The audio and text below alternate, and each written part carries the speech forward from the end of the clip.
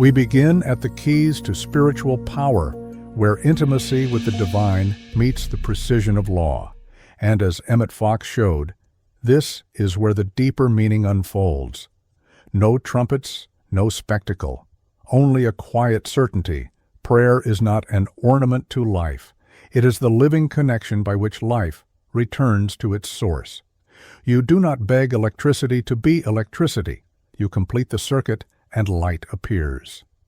In the same way, prayer is not a plea tossed into the dark. It is consent to the order of God already present and faithful. Hold the key in your palm, the brass cool, the teeth cut with purpose. You turn it, and a lock yields, not because you shouted at it, but because key and lock were fashioned for each other. This is the first image you carry forward. Prayer is the fitting of the soul to God's design. When it fits, the door opens. When it does not, no amount of effort forces it. The alignment is the power.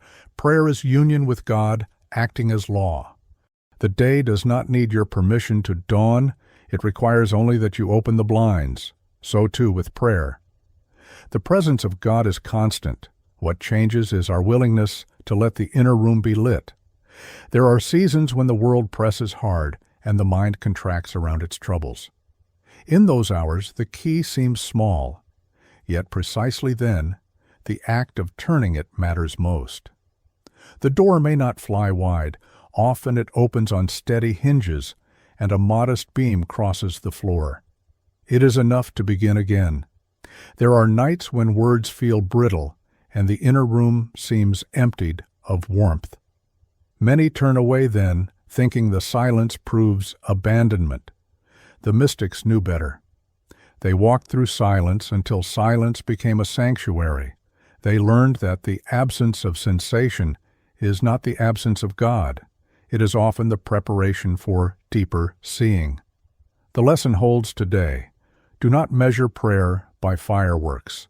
Measure it by fidelity, the simple willingness to show up, to place your hand on the key again, and to trust the turning even when nothing seems to change. When the heart consents, prayer becomes exact, not rigid exact. Like a compass needle freed from magnets, it swings to true north without drama.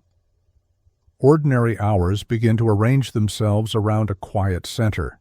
Responsibility remains, but it is carried differently. Thought grows cleaner. Speech takes on care. Choices settle into fewer angles of regret. Nothing flashy, only a deep practicality. What is rooted in God stands. This texture of steadiness cannot be borrowed from another's life. It ripens through practice. The key is handled day after day, until your hand knows the weight of it, until the motion becomes natural. A life of prayer is not a string of rare victories. It is a continuity of small turnings. In each turning, the soul remembers where it belongs and answers that memory with willingness. Some will ask for formulas. There are none here, only the craft of attention. Face the presence and keep facing it. When distraction pulls, return.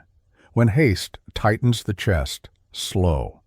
When irritation quickens the tongue, wait for the word that keeps peace. These are simple movements, almost hidden, yet they are what open the inner door. You will recognize their fruit not by flashes of ecstasy, but by a clarity that keeps you human and kind.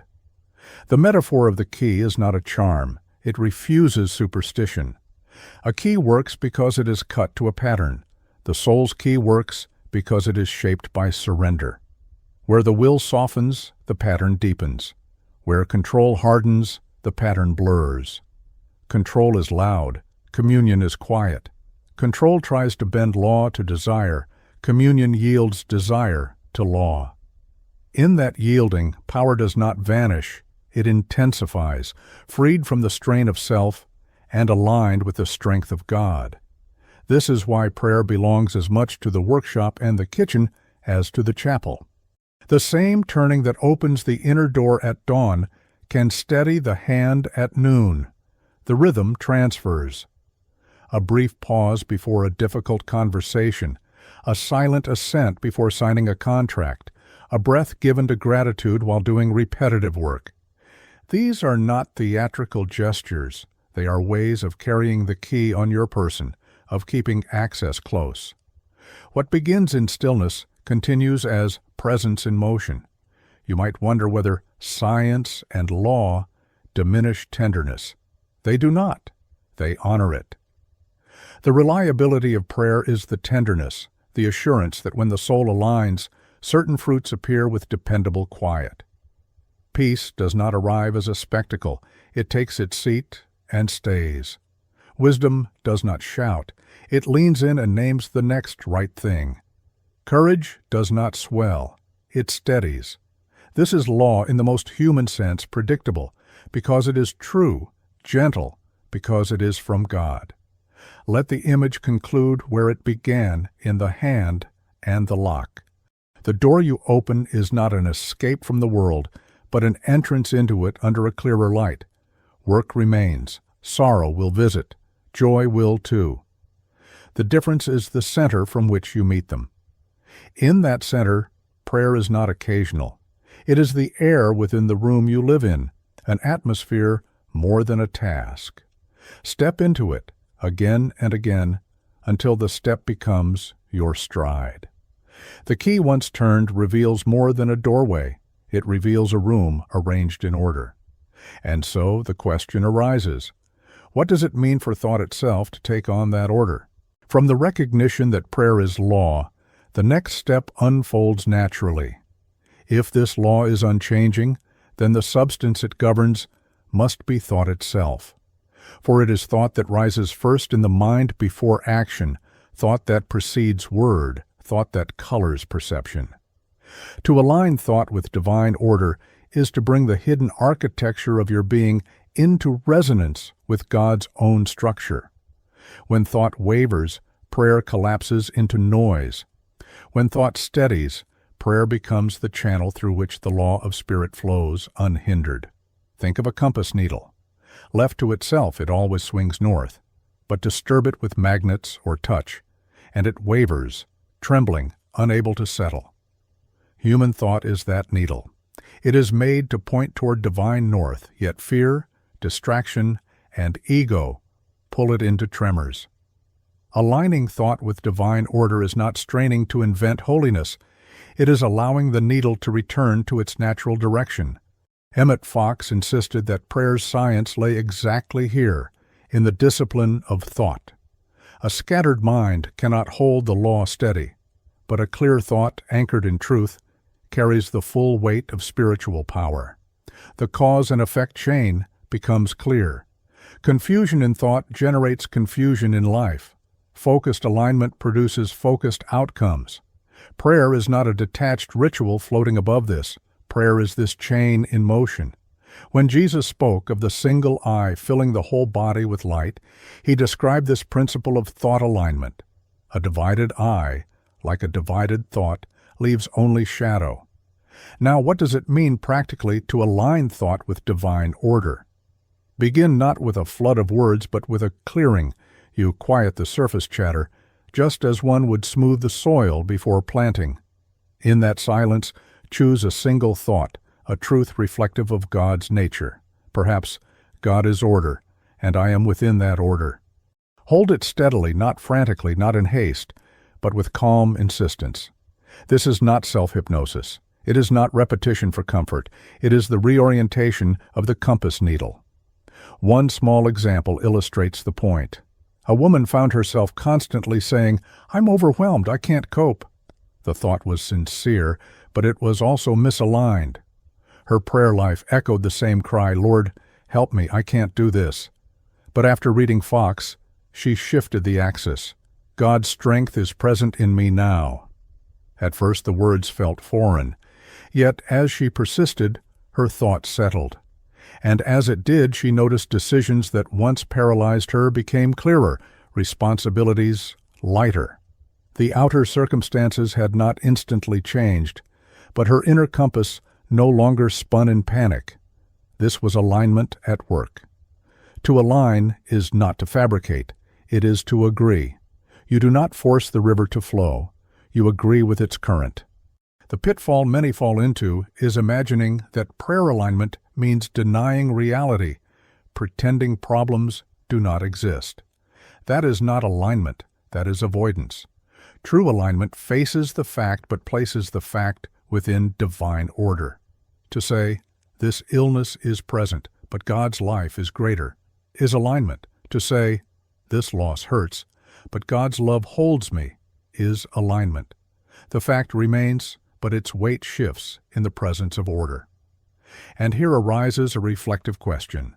How many of your prayers are rooted not in alignment, but in contradiction? How often do you speak words of faith, but hold thoughts of fear? When your lips say, I trust, but your thought insists, it will fail, the law responds not to the words, but to the deeper conviction. Alignment demands integrity between word and thought, between outer expression and inner core. Mystics across centuries echoed this truth. John of the Cross spoke of stilling the faculties so that God could act directly in the soul. For him, alignment meant a stripping away of restless thought until only the divine order remained. The prayer was not multiplied petitions, but a steady gaze, unbroken. Pause now and notice. In this very moment, what thought dominates your mind? Is it scattered, pulled in many directions, or does it rest in one simple truth? That resting is prayer. That is alignment. To cultivate it daily, establish a ritual. Morning, before the day's clamor rises, hold one sentence of truth for 5 minutes. Let nothing else intrude. In the evening, as sleep approaches, repeat the same. Over time, the discipline strengthens. Thought no longer trembles like the disturbed compass. It points steadily, naturally. And when thought is aligned, the law of prayer flows without resistance. This is not theory. It is the living practice of Christian mysticism. Prayer as law begins in thought, and thought in order is thought in God. To neglect this is to attempt prayer while the compass spins wildly, expecting direction where none exists. But to honor this alignment is to discover that prayer's power is not fragile, not occasional, but inevitable. From here, we continue forward, not merely to affirm thought, but to understand the science of affirmation itself. How spoken word, when aligned with thought and spirit, acts as the precise instrument through which prayer's power becomes visible. If thought aligned with divine order is the steady compass, then affirmation is the spoken act that directs its energy outward. Alignment rests within, but affirmation shapes the flow, just as a channel carved into the soil directs the river's course. This is where prayer reveals its science most clearly. Word joined with thought becomes a precise instrument, guiding unseen power into form. Emmet Fox called it the golden key because affirmation takes what is silent and sets it into motion, lifting the law from potential into expression. You have seen already how words spoken in fear bear fruit. The anxious thought repeated as, I can't, I won't, I'll fail, becomes the seed that grows the bitter plant. But when the same tongue dares to affirm truth, even against appearances, a new seed is sown. Affirmation is not denial, it is declaration. It does not erase fact, but frames fact within the greater fact of God's presence. The science here is simple cause and effect. Affirmation directs thought, and directed thought shapes perception. And perception alters the choices that sculpt your life. There is a rise here, for the act of affirmation stirs courage. You speak not only to God, but to your own wavering heart, steadying it with words of order. God's life fills me. Divine wisdom guides me.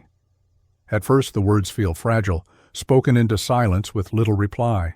Yet repetition lifts them higher until a surge of confidence builds. The rise continues until, inevitably, there comes the sink, the doubt, the heaviness that whispers, "This is empty. Nothing has changed." This is the moment when affirmation proves itself as law. For the science of prayer does not rely on emotion, it relies on persistence. When the tide sinks, you stand firm. When the break comes, when suddenly the weight lifts and the words feel real, then affirmation has carried you through its full arc. Consider the image of a blacksmith. The hammer rises, strikes, and falls again and again until the metal yields and takes its new form. Affirmation works no differently. The rise is the strike, the sink is the resistance, the break is the moment the iron bends. Without the persistence of repeated blows, the form never changes. Without the persistence of repeated affirmations, thought remains unchanged. The law is exact. What you hold and repeat with conviction impresses itself upon the soul, and the soul transmits it into life. A woman grieving the loss of a loved one once said, "Every morning I wake up and say, I cannot bear this." And each day bore her down deeper. But a mentor urged her to shift one line, "God's love sustains me this day." The first morning it felt false, the second hollow. But she spoke it still, aligning her thought and word. Weeks later she admitted through tears, "It's true, I feel carried." The grief did not vanish, but it no longer drowned her. Affirmation was not escape, but the science of turning inward law into outward experience. And here lies the subtle danger, to confuse affirmation with vain repetition. Words without alignment are noise. To say "I am strong" while clinging to the thought "I am broken" is to scatter energy. True affirmation requires that the compass of thought and the channel of word meet. When they converge, law flows with power. As Christian mystics knew, the Word has always been creative. "In the beginning was the Word," John wrote, "and the Word was with God, and the Word was God." Prayer as affirmation is not imitation of that truth. It is participation in it. Each word aligned with God's order carries creative force. Pause for a moment and ask yourself, what words are shaping your life today? Which affirmations are you rehearsing, whether consciously or not? For you are always affirming something. The science of prayer demands that you choose carefully, for every repeated word is a seed planted in the garden of your life. Now the question deepens. If affirmation is so powerful, what happens when fear and confusion continue to press? How do you sustain the current of prayer when darkness still whispers louder than truth? To answer that, we must turn to the force that carries affirmation across the unseen into transformation. Faith itself, the spiritual conductivity that makes every word alive. From the persistence of affirmation, the natural question arises: what makes those words come alive? The answer is faith, not vague optimism, but the current that carries thought and word into the very heart of God's order. Without faith, affirmation is like a wire with no electricity running through it. The shape is there, the connection is made, but the power does not flow. With faith, every sentence becomes charged, and the law of prayer transmits across the unseen into visible effect. Faith here is not a feeling of warmth or a sudden burst of emotion. Feelings rise and fall like the weather. Faith is deeper, like the steady flow of current beneath the surface. You cannot see it, but the lights turn on, the machinery runs, the energy moves. Faith operates invisibly but leaves visible traces. The structure is clear, cause and effect, link by link. First, you align thought with divine order. Then, affirmation shapes that thought into word. Faith is the conductor that carries this union into life. No faith, no current. With faith, the circuit completes. This is why Jesus said, "According to your faith, be it unto you." It was not a poetic flourish, but a statement of law. Think of it this way. A farmer plants seed in the soil. Affirmation is that planting. But unless water and sunlight touch it, the seed lies dormant. Faith is the condition that allows growth. It is not the seed itself, nor the soil, nor the action of planting. It is the climate in which life takes root. So in prayer, words and thoughts are seeds. Faith is the climate that permits their unfolding. How, then, is faith cultivated? Not by straining to feel certain, but by choosing to trust the law's reliability. When you flick a light switch, you rarely doubt that the bulb will glow. That trust comes from knowing the system works, even though you cannot see the current. Faith in prayer grows the same way. Through use, through habit, through recognizing again and again that the law proves itself. Each time prayer yields clarity, strength, or provision, the trust deepens. And as trust deepens, the current flows stronger. This is why wavering undermines prayer. A circuit that breaks every few seconds cannot carry power. A thought that declares truth in one moment and collapses in fear the next short-circuits the law. Faith steadies the flow. The choice to stand firm, even when appearances contradict, is the essence of conductivity. It is not blind stubbornness, it is trust in the reliability of God's order. Christian mystics wrote of this faith often. John of the Cross described it as the dark night of the soul, where appearances gave no comfort, yet trust in God's hidden presence remained. In that night no light was visible, yet faith conducted the unseen current, sustaining the soul until dawn. This was not a romantic metaphor, but the lived science of prayer. One might ask, does this mean that results always appear quickly? Not so. Electricity does not change the nature of the appliance it flows through. It only empowers it to function. Faith does not guarantee instant outcomes, but ensures that the prayer law remains alive and active until the transformation completes. Without faith, the system remains dead. With faith, it remains charged, ready to work its full course. If you reflect, you will see where your prayers have faltered, not because God withheld, but because faith did not conduct. Words repeated half-believed lose force. Thoughts doubted at their root lose coherence. Yet even a mustard seed of faith, Jesus said, could move mountains. Why? Because even the smallest steady current completes the circuit, and the law of spirit never fails to operate once the connection is made. The practical step, then, is this. Choose one affirmation and hold it not only in thought and word, but in trust. Return to it even when appearances contradict. Remind yourself, the current flows, though I do not see it yet. This choice builds faith, and faith completes the circuit. So prayer, in its law, is not simply aligning and affirming. It is charging those acts with faith's unseen current. And yet, even with faith alive, another force presses against prayer: fear and confusion, those inner tremors that scatter thought and dilute affirmation.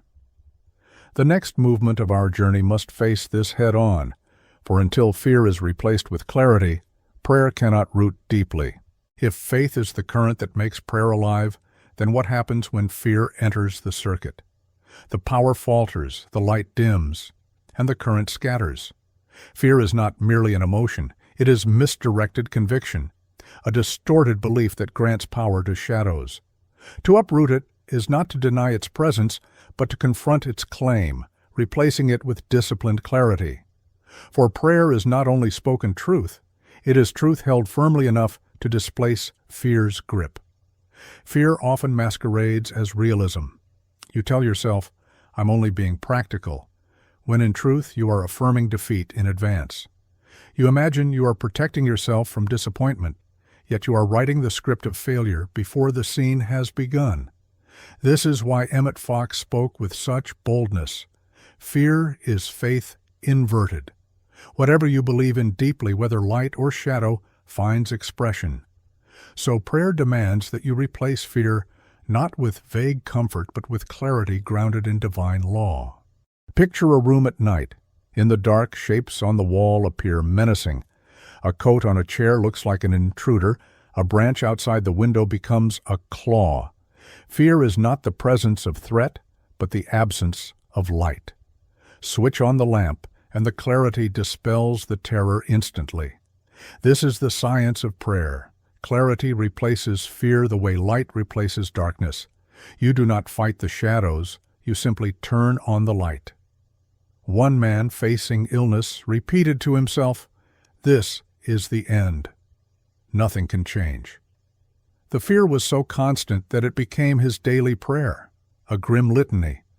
When urged to change his focus, he hesitated. He thought denial of his condition would be dishonest. Yet clarity did not mean pretending he was well. It meant affirming that God's life was greater than sickness. Slowly, he began replacing the fearful script with disciplined lines. God's life animates me. Each day I receive strength. The illness did not vanish overnight, but his spirit strengthened, his choices sharpened, and treatment took root with greater effect. Clarity had displaced the corrosive power of fear. Discipline is essential here. Left unchecked, fear multiplies, breeding thought after thought until the mind trembles. Discipline is not repression, but choice, training the mind to return to truth again and again, just as a shepherd guides wandering sheep back to pasture. Christian mystics saw this discipline as vigilance of the heart. Guard the gate of thought, they said, for every intruder steals strength. You may ask, can fear ever coexist with faith? Yes, it can whisper at the edges, but clarity decides which voice commands the center. Faith is not the absence of fear, but the refusal to enthrone it. Every time you choose clarity, you dethrone fear. Every time you reaffirm divine order, you reinforce the law. Here, a sensory moment, feel the weight lift when a troubled thought is replaced by one clear line of truth. The shoulders ease, the breath deepens, the mind grows still. This is not imagination. It is the law of prayer at work, shifting the inner climate. And yet, the process is not always smooth. There are days when fear feels louder, when clarity seems fragile. The temptation is to surrender, to believe the shadows more than the light. But remember, even a flicker of clarity dispels darkness. One candle in a vast cavern changes the entire atmosphere.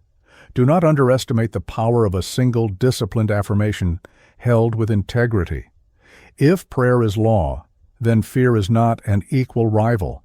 It is only the absence of alignment. The science of prayer is not a struggle between two equal forces. It is the steady replacement of the lesser with the greater, the unstable with the eternal. Your task is not to fight shadows, but to cultivate light. And here, the journey turns. If fear is displaced by clarity, what principle governs this displacement? What law explains how one thought supplants another, how higher truths take root and lower ones wither? That is the next step, understanding the law of substitution, the mechanism by which prayer transforms the very content of your mind. We have come to the hinge where inner clarity must do more than calm you. It must replace what harms you. The law here is simple and relentless. The soul cannot enthrone two convictions at once.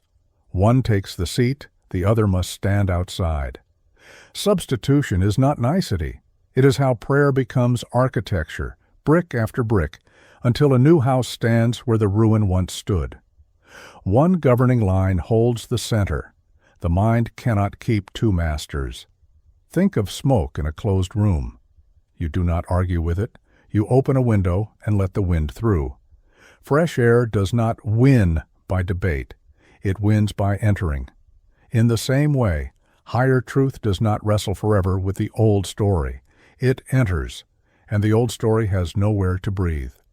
The soul is that room, and prayer is the opened window, an act that admits a different atmosphere. You feel it first as a subtle change in light, a clean edge at the margins, and then as a full turning, air moving where it had been stale for years.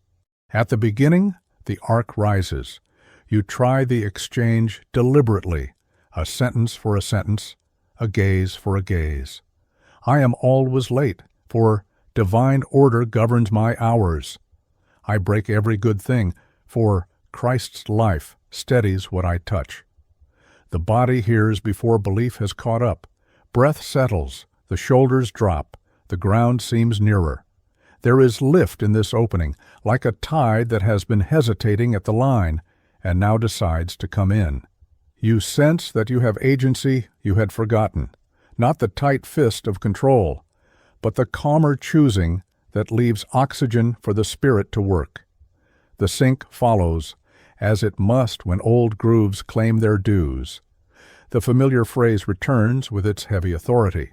No one changes, not really. You know how this ends. Don't kid yourself, and the room feels smaller than it did an hour ago. You reach for the new line, and it tastes thin, polite, unconvincing. The old sentence has weather and history behind it. The new one looks like paper. This is the honest low point of substitution, the stretch of beach where the tide pauses and seems to retreat. If you measure by sensation alone, you will swear nothing real has shifted. Stay with the arc, and the break appears, often modest, never theatrical. A father hears the old inner command, "Get loud, or you won't be heard." It rises like muscle memory as his child spills water and looks up, bracing. He draws one breath through the opened window inside and answers only, "Let's wipe it." The evening moves on without the familiar damage, and later he realizes he never rehearsed the old punishment in his head. 3 seconds, one choice, and a system older than his child failed to fire. The break is not fireworks. It is a gear that used to grind suddenly moving clean. This is how substitution works when it is real. The replacement line is not a decorative sticker over panic. It is a working beam set where a rotten one used to be. You can hear the difference in your own voice. The former insistence, tight, breathless, trying to persuade, gives way to a quieter tone, the sound of having already decided. The law expresses itself in that calm. The soul cannot enact two contradictory verdicts. The steadier verdict becomes the path your feet take. A small example, plain and grounded. A teacher carried a lifelong script. I'm behind, I'm failing these students. And the script was shaping late nights that produced more fog than fruit. She chose one exchange and kept it for a month. Grace orders my time. Enough is given for today. She did not increase hours, she changed sentences. Within 2 weeks, prep notes grew clearer and shorter. She stopped padding lessons from fear. She left school one evening with energy in reserve and felt the startle of a different life. The gradebook did not become a hymn, the room did. 3 lines of history turned, and students met a steadier mind. Metaphor yields to mechanics here because substitution has rules. Where attention dwells, impression deepens. Where impression deepens, reaction changes. Where reaction changes, outcomes spread. Keep the new line in attention long enough, and the nervous system learns it as default. There is nothing mystical for show about this. It is how human beings are built. The old statement had firing priority. You are changing the order of operations. Prayer is the means by which the change is done before God, for the sake of truth, not mere self-consolation. You will feel a protest, but the old sentence is true look at the evidence. The reply is not denial, it is placement. Evidence describes a past run of choices within a certain atmosphere. Prayer admits a different atmosphere so that new choices can generate new evidence. Smoke-filled rooms always supply proof that breathing is hard. Open the window and the proof changes within minutes. What you call reality is often just the climate your sentences have maintained. Change the climate, and the same furniture looks like a different house. Another corner of the room changes when substitution is practiced with the body. Speak the new line as you stand, and align the spine, not in performance, but in consent. Divine wisdom orders this conversation. Then, meet the conversation. God's life steadies me in this pain. Then take the next care step available. Prayer presses into form by movement as well as word. The body confirms what the tongue says, and the nervous system begins to trust the sentence because it has actions to ride on.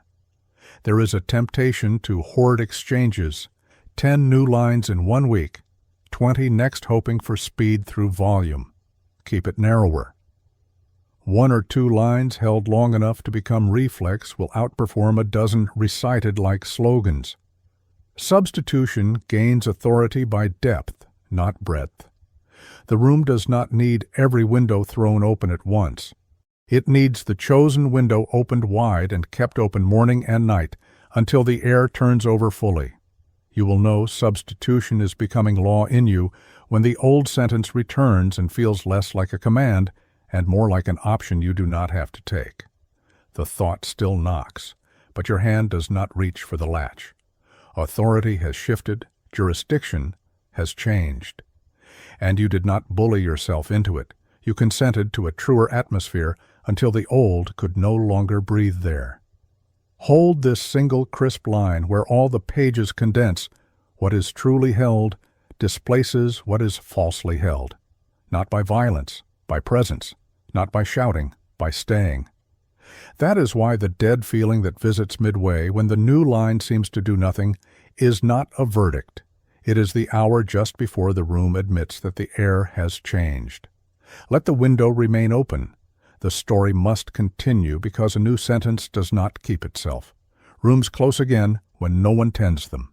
After the first clean air has entered, the task becomes steady, care returning to the hinge, opening the window at set times, checking the draft, refusing to burn what fills the house with smoke.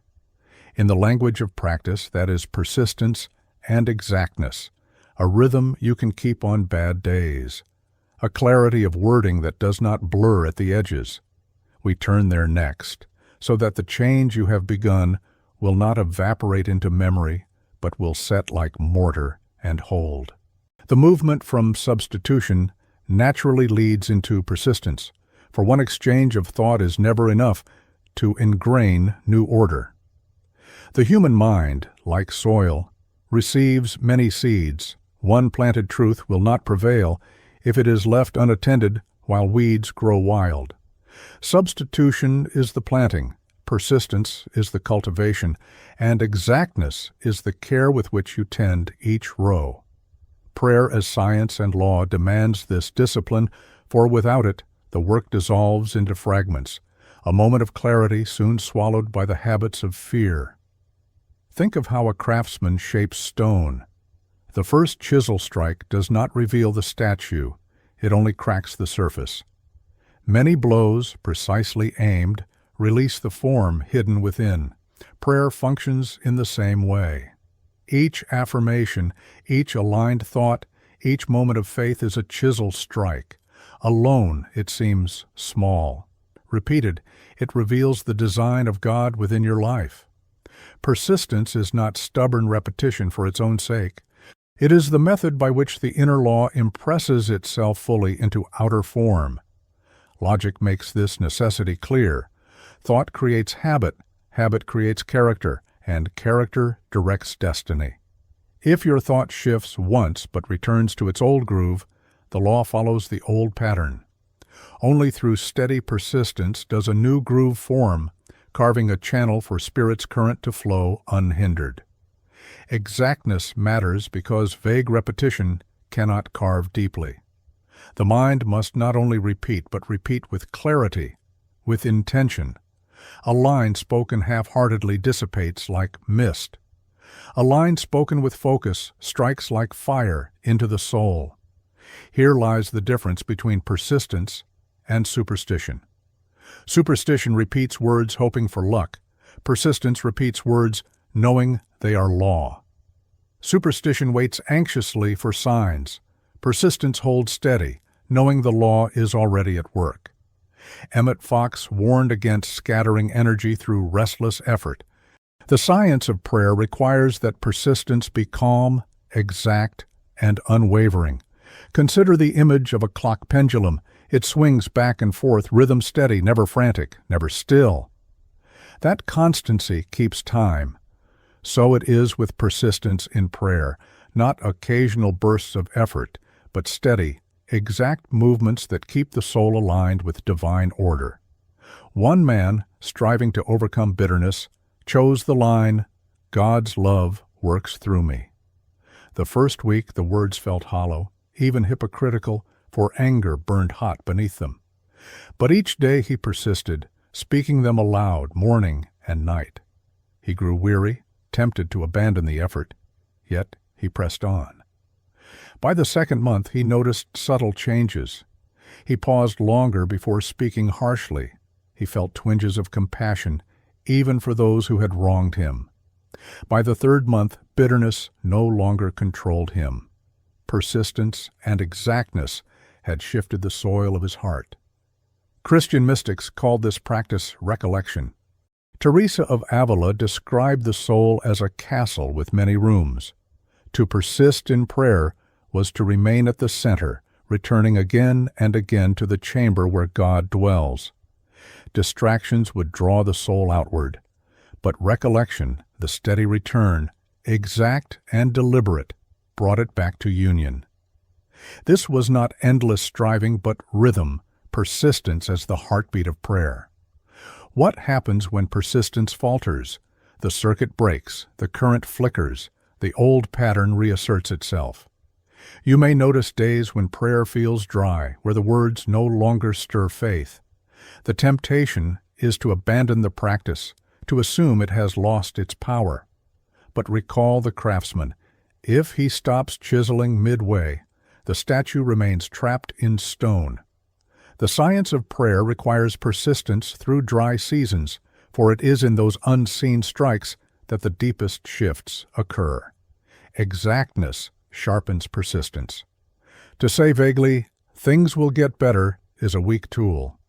To affirm clearly, "Divine wisdom orders my steps," is exact, precise, powerful. Prayer as law operates on clear terms, not hazy wish. Exactness is the scalpel where vagueness is the blunt stone.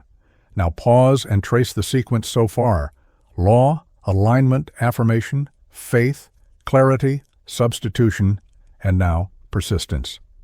Each builds upon the last, forming not isolated practices, but one unfolding science. The story is not of scattered techniques, but of a single current carried deeper and deeper into the soul.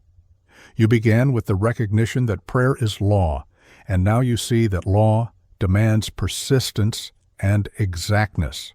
Without them, the current weakens. With them, the current strengthens until it becomes unbreakable. There is also humility in persistence, for the act of repeating truth daily is an admission that you cannot rest on yesterday's prayer. Each day is new soil. Each day requires fresh planting. "Give us this day our daily bread," Jesus taught, not because yesterday's bread was worthless, but because life requires continual sustenance. Prayer, exact and persistent, is that daily bread for the soul. At this point, one may ask, is persistence merely mechanical discipline, endless striking until form appears? Not so. True persistence is more than effort. It is surrender. For as you persist, you eventually discover that the deepest power comes not from your control, but from yielding to the greater law at work. Persistence trains the soul to let go of its restless demands and settle into God's steady rhythm. And that leads us directly to the next step. The paradox that true mastery in prayer is found not in control, but in surrender to Spirit. The path from persistence leads inevitably to surrender. For if you continue chiseling, affirming, aligning day after day, you reach a point where you realize it is not your effort alone that sustains the work. The very law you have been honoring takes over, and the ego must step aside. Persistence prepares the ground, but surrender allows the Spirit to enter and shape the field beyond what your hands can do. In Christian mysticism, this is the turning point, the moment when prayer shifts from being something you perform to something that carries you. Consider the image of a sailor. He hoists the sail, he secures the ropes, he steadies the mast. But the wind is not his to command. His persistence prepares the vessel, yet only surrender to the wind propels him forward. Prayer is the same. You align thought, you speak affirmation, you hold faith, you practice clarity, you persist. And then, at last, you release control and let the wind of spirit move you. This surrender is not defeat but mastery. For what greater power can the soul know than to be moved by the breath of God? Control limits the outcome to what you can imagine. Surrender opens it to what God imagines. The science of prayer reaches its highest point here. Law and spirit meet. Discipline and grace unite. The logic of surrender is not complicated. The ego is finite, bound by memory, by fear, by limited perspective. Divine law is infinite, seeing from beginning to end. When the ego insists on control, prayer becomes narrow, choked by personal desire. When the ego yields, prayer becomes vast, unfolding beyond your measure. The cause and effect is plain. Surrender expands the field. Control shrinks it. This does not mean passivity. You do not abandon persistence, nor stop affirming. You continue the practice, but the weight of result is no longer yours to carry. You affirm, God's order prevails, and then you rest in that order, trusting it will manifest as it must. The pitfall avoided here is the frantic attempt to force prayer into deadlines and conditions. True surrender says, "Here is my word, aligned with truth. The outcome rests with God." John of the Cross spoke of this surrender as naked faith, stripped of demands. Teresa of Avila described the soul's union with God as a marriage, where two wills become one. In these images, prayer is no longer bargaining or commanding, but resting in intimacy, the law of union itself. One story brings this to life. A man prayed for years to be delivered from financial struggle. He affirmed, he persisted, but always with a specific image: wealth in abundance, prosperity visible to all. The prayer never seemed to bear fruit. At last, worn down, he released his demand and simply prayed, "God, let my life align with your provision." In time, opportunities arose, not of sudden riches, but of steady work, meaningful labor, and peace of mind. He realized he had been asking for wealth, but what he truly needed was sufficiency and freedom from anxiety. Surrender allowed the law to answer beyond his limited frame. Pause and feel this truth. When you surrender, prayer ceases to be heavy. It becomes light, carried not by your force, but by Spirit's current. The shoulders relax, the breath deepens, the heart steadies. You discover that prayer is less about bending heaven to earth and more about bending your will into harmony with God's. And in that harmony, power flows without obstruction. Do you see how this follows from persistence? Without persistence, surrender collapses into laziness, an excuse not to pray at all. But with persistence, surrender becomes the crown, the release after long discipline, the letting go into a law greater than your effort. The paradox is resolved. Mastery in prayer is not achieved by tightening your grip, but by opening your hands. And yet, the journey does not end here. For even surrender must prove itself in evidence. If prayer is truly law, then transformation must follow. It cannot remain only in thought and word, only in inner sensation. The next step reveals this evidence, showing how transformation within becomes the outer witness of prayer's validity. Without transformation, surrender risks dissolving into vague comfort. With transformation, it proves itself as the living science of connection with God. Dawn after a night of hard wind, the deck still wet, ropes quiet at last, a pale rim of light widening along the water. The sail you tended through darkness holds true, and something in the air says, the weather has turned. This is what transformation feels like when surrender has done its hidden work, quiet, precise, undeniable. Prayer that does not transform is only talk. Prayer that transforms is evidence. One clean line anchors the whole. Transformation is the proof of prayer's law. Evidence first appears where eyes rarely look on the inside. A thought that once gripped with iron loosens without ceremony. A familiar resentment rises and fails to find oxygen. Old panic knocks and meets a door that does not open. These are small things, but law reveals itself in small things before it speaks in thunder.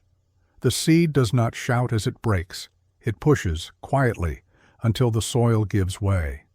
You begin to choose differently because you are different, and the choosing leaves tracks. Fewer replays of the same argument, fewer nights swallowed by dread, more honest words spoken without the tremor of self-defense. The arc rises here. A day arrives when the body registers the change before the mind names it, breath deepening without effort, shoulders lowering of their own accord, the face softening where it once set like a mask.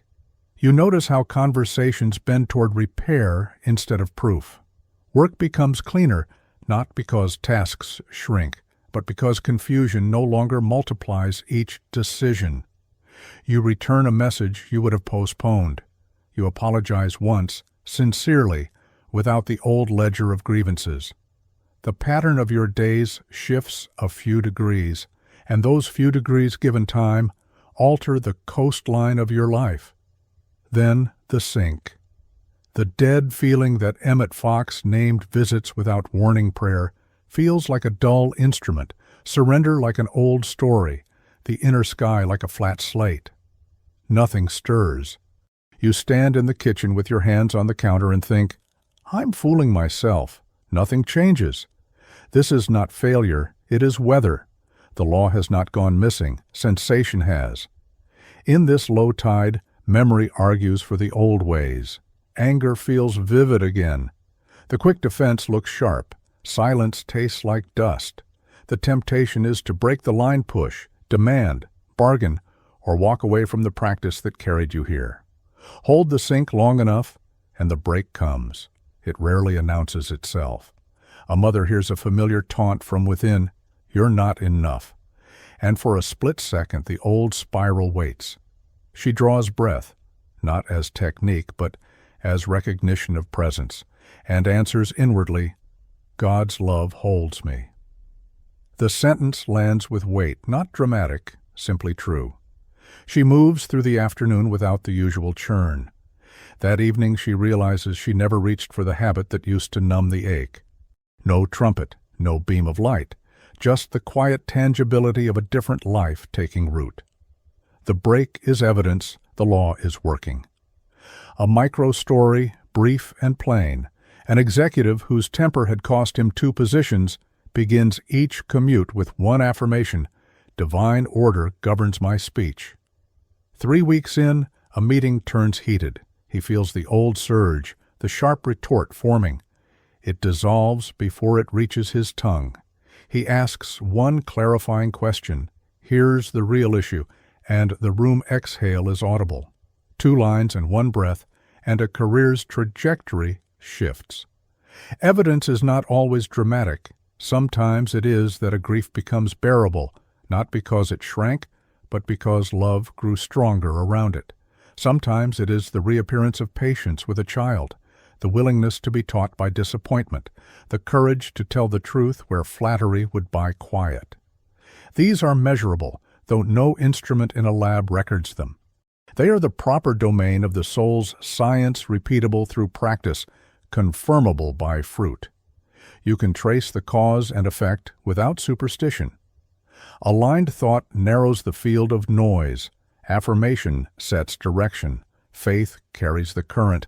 Clarity replaces fear. Substitution installs the new line. Persistence carves the channel. Surrender removes the last obstruction. Transformation flows in and through. A single reflective question belongs here, not to dramatize, but to focus. What is the smallest, clearest sign visible today? That prayer has already altered the way you move through a single hour. Notice how evidence bypasses performance. The person who once announced every intention begins to announce nothing and simply shows up differently. The one who used to carry a secret scoreboard lays it down.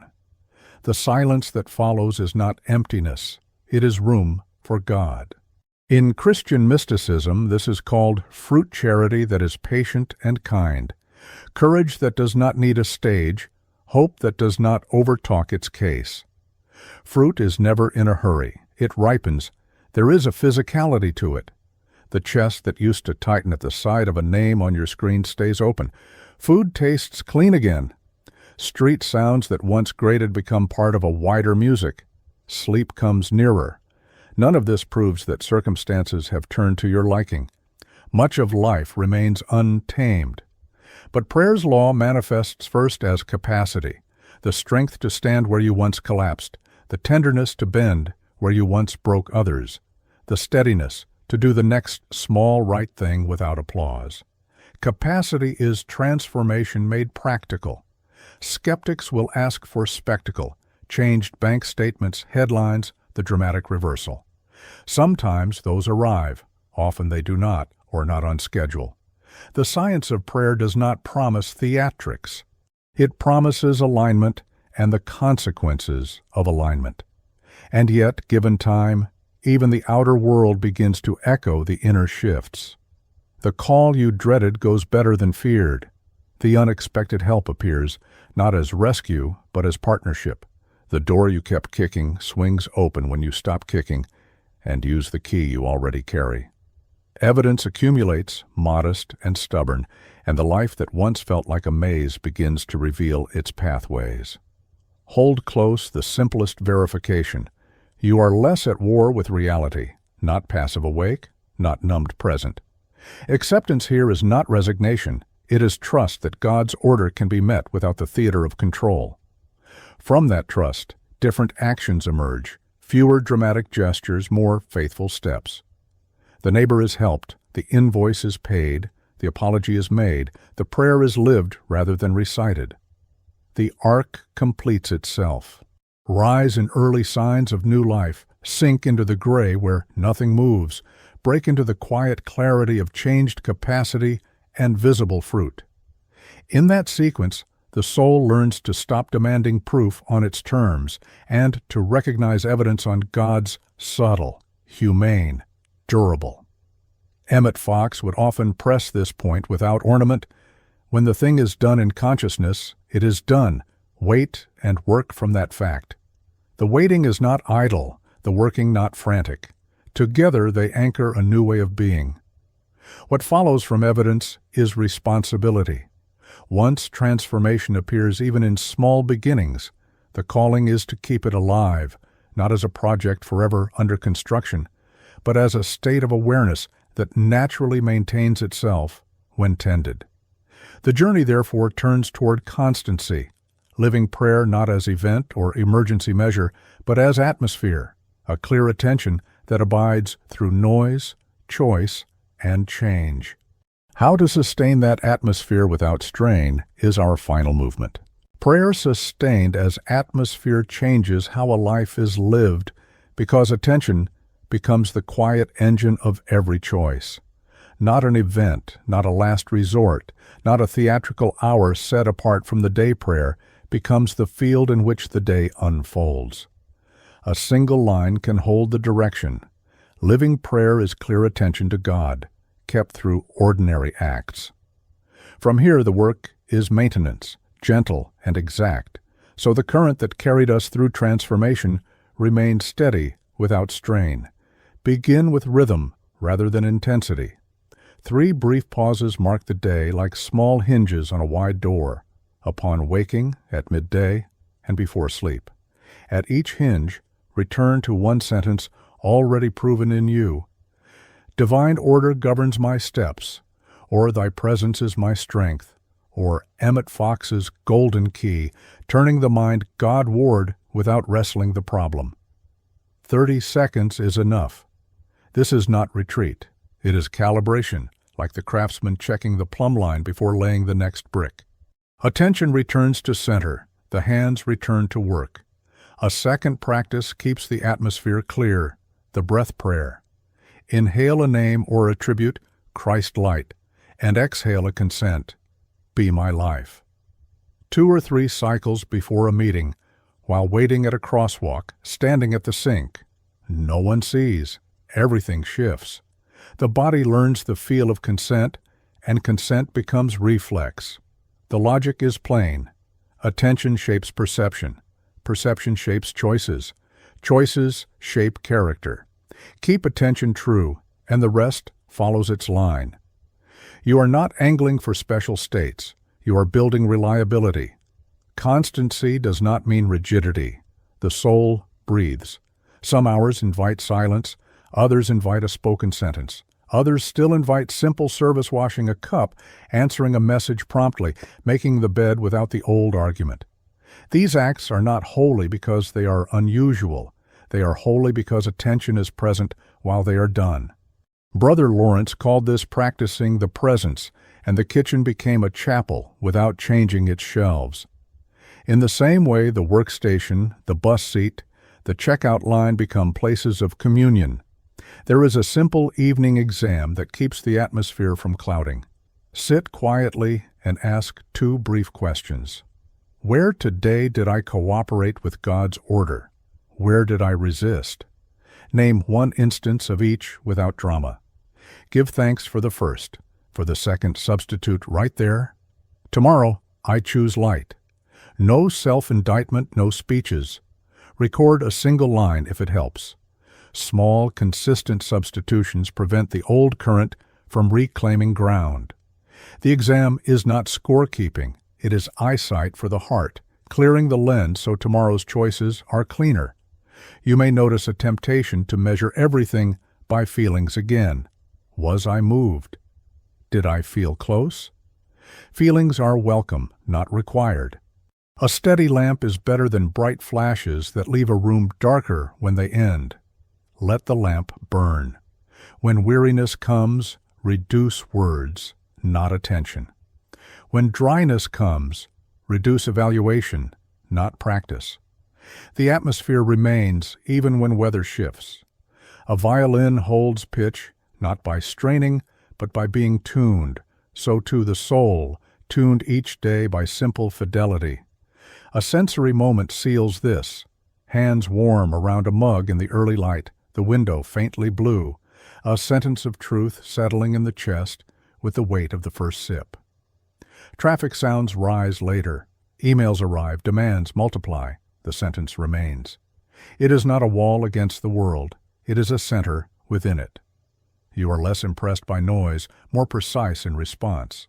A subtle honesty grows, the power to say yes without fawning, no without hardness, wait without panic. What once required theatrics becomes simple fidelity. Do not confuse constancy with isolation. Living prayer is porous, it listens. It receives correction, it delights in shared work.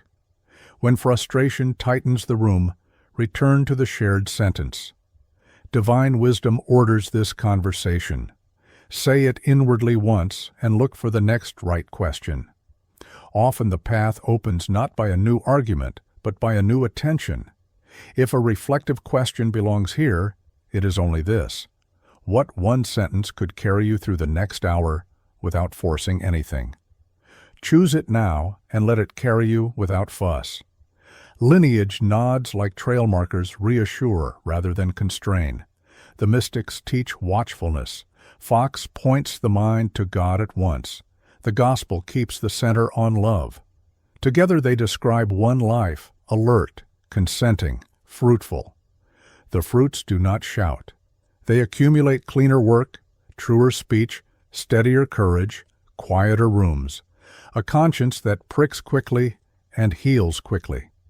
Evidence remains the test, and the test becomes simple. Is love more habitual than fear today? If yes, the atmosphere is healthy and the way ahead is plain. Finally, keep the lamp trimmed. That means a modest rule you can keep on your worst day.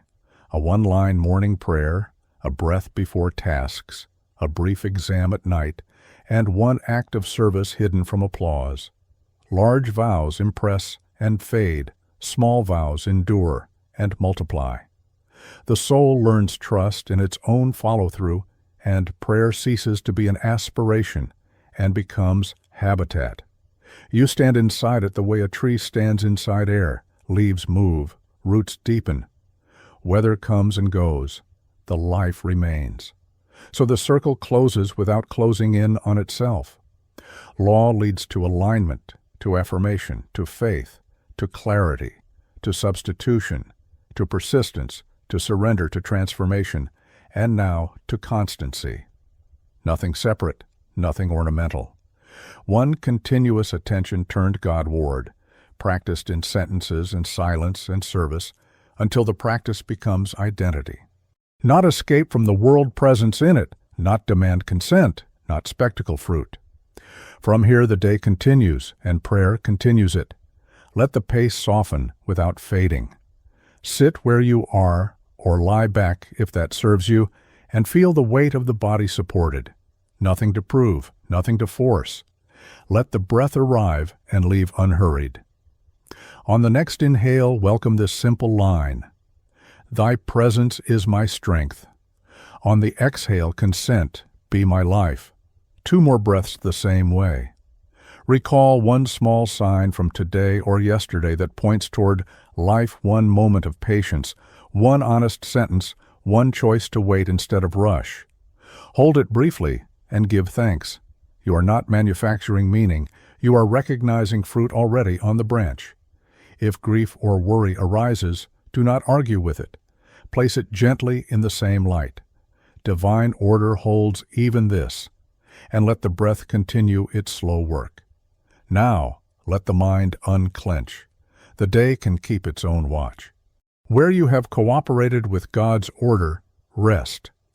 Where you have resisted, rest and release the outcome. You are not the river. You are consenting to its flow. The prayer you practice does not stop when you stop speaking. Law does not tire. Trust that the current continues beneath the surface, steady and kind. Before sleep or the next task, choose one line to carry forward. Divine wisdom orders my steps, or Christ, light be my life, or a sentence that has already proven trustworthy in you. Lay it like a small key on the nightstand of the heart. If you wake in the dark hours, touch it again. No speeches, no striving. The key turned once. May clarity keep you, courage steady you, and love become habitual. Breathe once more with consent. The room grows quiet. The lamp is enough. The work continues in you, and you are held.